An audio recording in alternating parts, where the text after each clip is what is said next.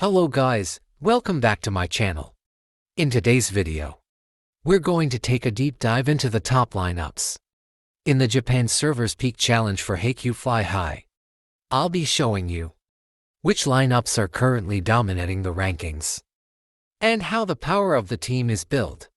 By the end of this video, you'll understand exactly how these teams are built and where the team's power comes from. Let's get straight into it.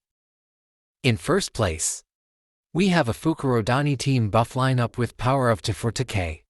This lineup uses the SP Beach Trio and still includes two SSR rarity players, Kanaha and Komi, who are mainly here to activate the team buff. If we check their builds, almost all characters are fully duplicated to the max. Their bench includes a Shijima, but he's not even being used in the main rotation. Then, second place goes to a fuller lineup, featuring the Miya twins, the Kamamidai duo, the Itachiyama duo, and Kuru. Just like the first team, most of them are max duplicates, but their total power is still lower compared to the first place Fukurodani team. Here I forgot to mention that there are new feature in this server. Now coach is included to the lineup. We can see here that the coach is Yukai. Now let's go to the third lineup.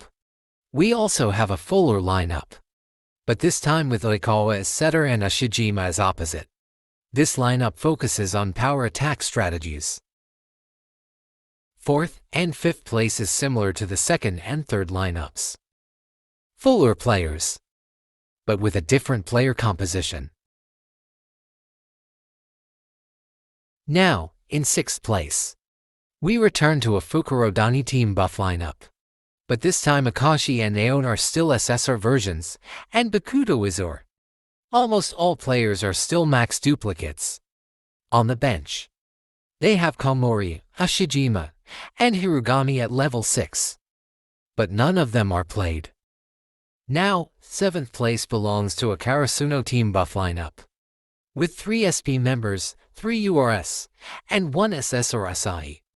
They also have SP Hinata on the bench, but since he only has 2 duplicates, they prefer to use Kuru, who's nearly maxed out.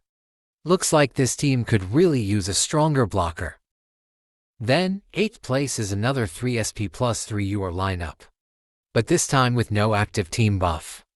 The only max duplicates here are Koroi and Ashijima. Their power also is lower. In 9th place, we have the SP Beach Trio plus Ashijima again, but no active teams buff. However, this time the characters have very low duplicates, the highest being only 3. Actually up until now. After looking further down the rankings, I can see that the lineups are actually quite random. The difference in their power comes from how many duplicates each team has. So honestly, it's hard to fairly say which lineup is truly meta, because the results are heavily influenced by duplicates, rather than just the team composition itself. But one thing is certain.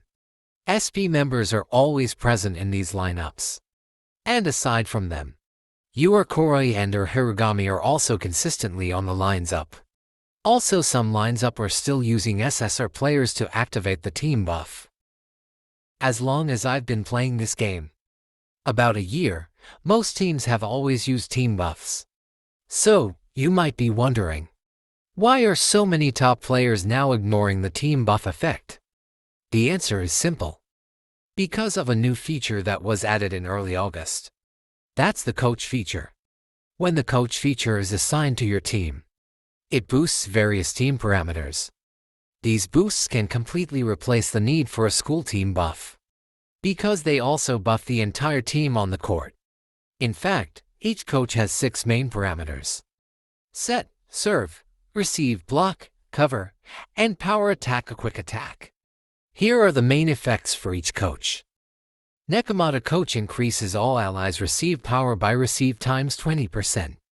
Additionally, increases back row allies received by 30%, and power attack, a quick attack, by 15%.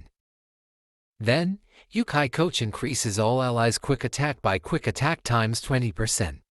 At the start of the match, randomly reduces the special skill cooldown of one starting ally by the equivalent of 2 net crossings. Then, Daiko Coach increases all allies' block power by block times 20%. When an ally blocks against an opponent's power attack, that ally's block is increased by 75% for that attempt. If the block result is perfect, team morale increases by 15. The last is Aoba Coach increases all allies' power attack by power attack times 20%. When an ally performs a power attack, its power is further increased by power attack times 20% up to 3 stacks. And here's the best part. When a coach reaches level 3, 6, 9, 12, and 15, they gain a random position effect, which adds even more power to the team. That's why so many players are now ignoring the old school team buff, because the coach effects are even stronger than team buffs in many cases. However, when a team buff can still be activated alongside the coach boosts, the total power increase becomes even greater. Then, if we take a closer look at all the lineups we just saw, we can see a clear pattern. The lower we go on the leaderboard, the fewer duplicates the team members have. Some teams even have no duplicates at all. And this makes a big difference, because duplicates directly affect the overall team power. Maximum individual power we see here for SSR members is around 23 to 24,000, while our members can reach about 27,000. There are some exceptions, like Ursaku-se and Komori, whose base stats are actually the same as SP members. But generally, SP characters have a higher base stat than you are. So, if they are duplicated, they can surpass your power. That's why duplicates are extremely important. But for free-to-play players, this is much harder to achieve than your players with dupes. So, what do you think? How do you build your team before and after the coach feature?